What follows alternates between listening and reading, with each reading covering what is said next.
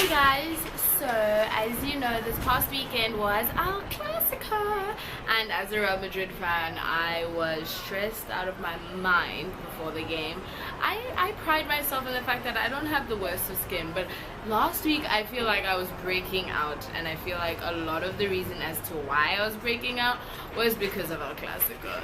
So long story short, we won. We actually won, and I was absolutely delighted. It was the best way to end my weekend, honestly.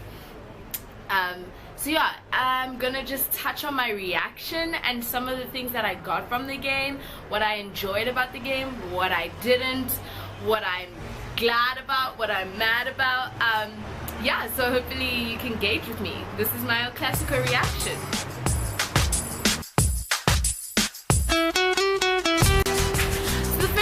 Really like to touch on is the whole exclusion of Danilo on the starting 11. Thought it was a very smart move, not only because I don't like him, I promise that's not only why, but also because Carvajal was generally a stronger option and proved himself worthy of being selected.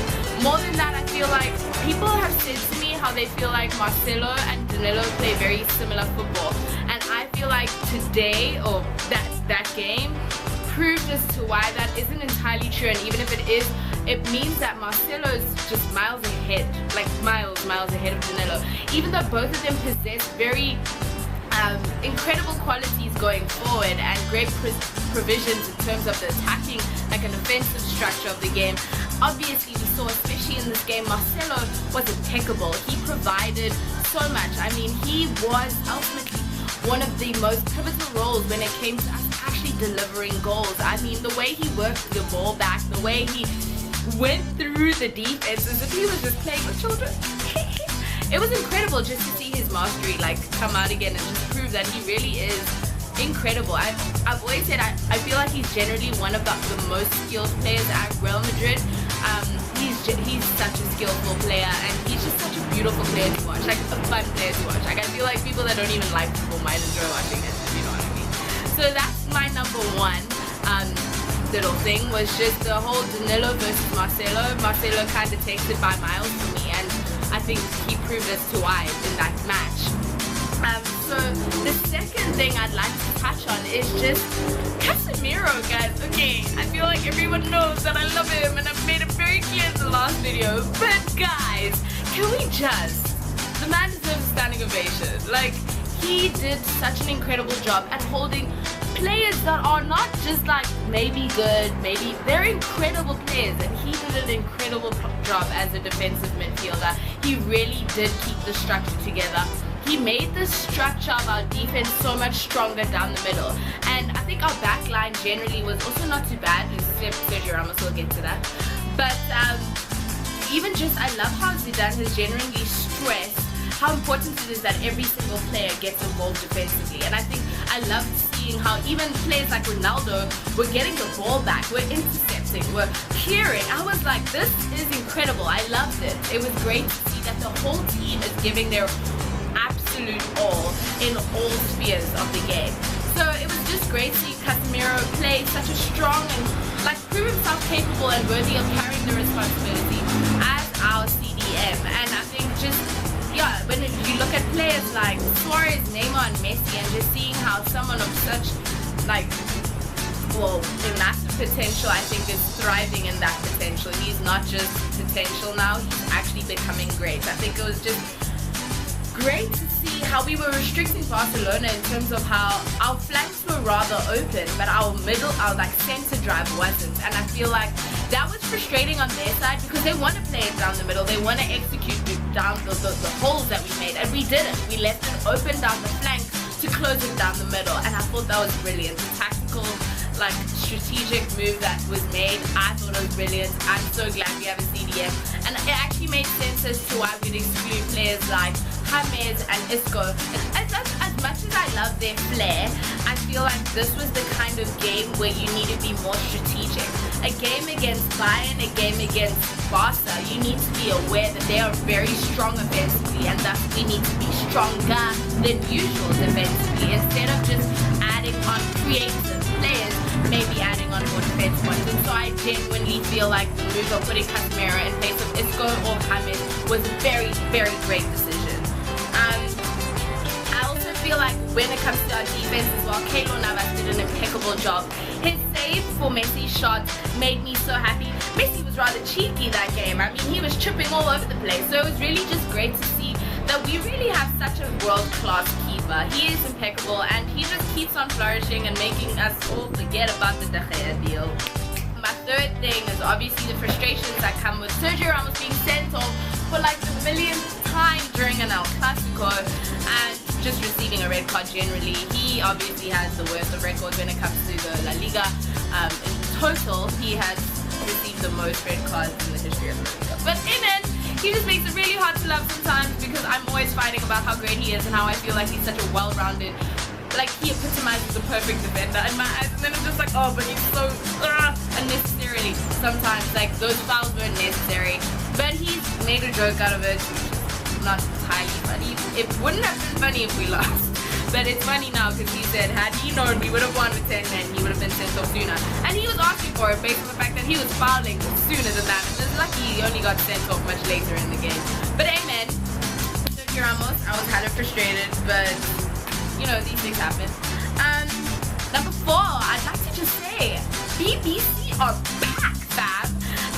Firstly, it had been a while since all 3 of them had been fully fit and in the starting 11. Yeah, it had been a while, and just playing the kind of cohesive, incredible, like fluid, chemistry-filled football that they're used to be playing. I mean, this game reminded me of when Don Carlo was still around. Like, it reminded me of our Ancelotti days when we looked at BBC and were like, you can't get no forwards like this. I mean, they flourished in place of the trio that is literally the greatest at the moment, which is obviously Messi, Suarez, and Neymar. They outshined them. So I was just like, they're coming back.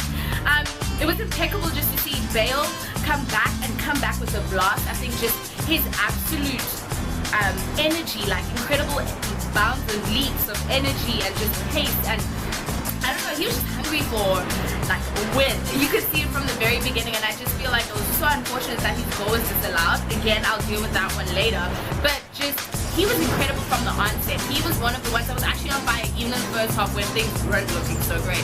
So it was just great to see the chemistry back, the cohesion back, just the on play, just to see them get involved even defensively. I was really chuffed with the way they played. Benzema played absolutely incredibly. I really feel like he's such a well-rounded striker, and we are so incredibly blessed to have him, and I'm so glad we had faith in him, even when people, I think, underrated him as a striker. Now I just like Benzema, bruh, that goal, can we just?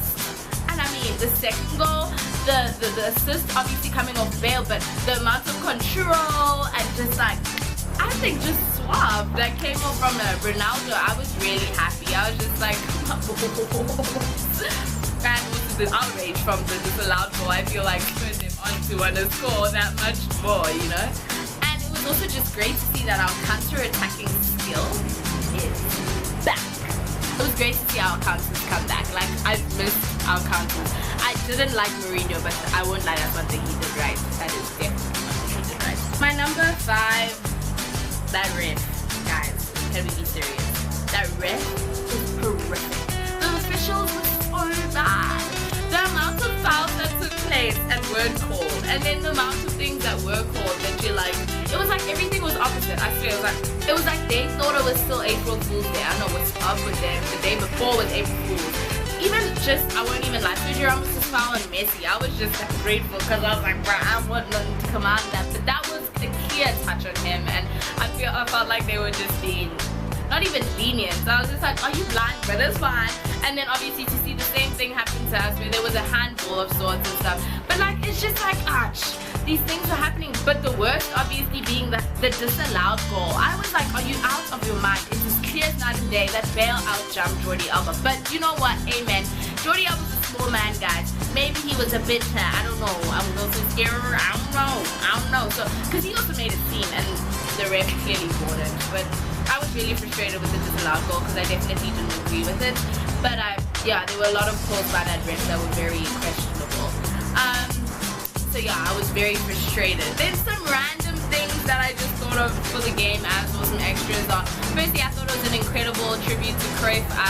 It was just great to see. Obviously, there was that awkward stuff that happened during the moment of silence where people were cussing out Ronaldo and stuff, which was rather disrespectful. But it was genuinely, it was a really good tribute to someone that contributed so greatly to the game and obviously to the team in itself. Also, at some point, did you see what Zidane did? He did like this break dancing and I was like, bro, what you want to, bro? But hey man, if I was frustrated, I would have gone crazy. It was like a club kind of thing to do. But hey man, also, is it fair to think that, and I'll leave this up to you guys, you can totally comment, but I'm just like, is it fair to assume that Zidane's job's safe now? Because I mean, he won his first Clasico. He won it. He won his first Clasico, and not only that, he tore up their unbeaten streak. It was 39 games, guys. Had they won this Clasico, it would have been 6 months without a loss. Zidane deserves to keep the job. I just don't know, with Real Madrid, you know, with our board, it's very possible that other things could happen. However, I feel like it might be safe to say that his job is safe. And also now, it's also safe to say that we really could go after this Champions League. I feel like the faith has returned, the morale is up, confidence is boosted, and now we just need to prove ourselves against Wolfsburg.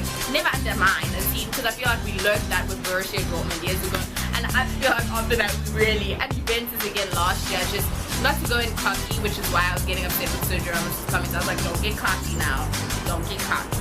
But just to go in wanting to win and being this embedded winning team, like DNA embedded winning team. Also, there was another thing. Obviously, I love Jesus, so I have to say that I loved when he came on. He came out, and I felt like he really upped the energy a little bit. And his celebration when Ronaldo scored was priceless. He actually looked at the ref and was like, "Did you see that?" It was so funny. I was like, "Ha ha ha! You go, Salam, what they gonna do now?" But yeah, it was just great to see him come on, add some late runs, just add another set of pace in terms of our counter attack. He was like all in, so it was really great to see him. And I'm just also, obviously he's also having scored in another Clasico. I feel like that's obviously given him a certain level of confidence that other younger players wouldn't have in such a very stressful and pressure-filled rather game. And so I feel like he felt like he was in his natural habitat.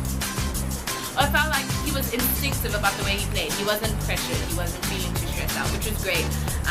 And which is why obviously we want the younger players to get more experience. So I was really chuffed with his performance. Yeah, it was just also so great to just see Zidane opt for an offensive option when Ramos got sent off rather than going defensively, because we all full know what Rafa Benitez would have done. He would have put on Nacho, or he would have put on Varane. He wouldn't have put on Pepe. He would have tried his best to clinch onto that draw. And I love that Zidane has more of a winning spirit. I just love Zinedine Zidane so much. Zizou era needs to just be the greatest thing that's happened to Madrid since Carlo Ancelotti. So yeah, that's my thoughts on our Clasico. That's my reaction really. I'm super tough, if you can't tell. I'm very proud of my team. At times like this when I'm like, this is why I'm a Madrid star. So anyway, if you liked what I had to say, if you agreed with anything I had to say, if you disagreed, comment, ask questions, I'll probably message back. So yeah, like this video if you liked it, and even if you didn't, if you watched this video to the end, you liked something. So click that thumbs up. Come on, you can do it. Do it now. And then share this video with other people so they can see my reaction too, and see that girls know football. And yeah, thank you so much for watching, and that is all.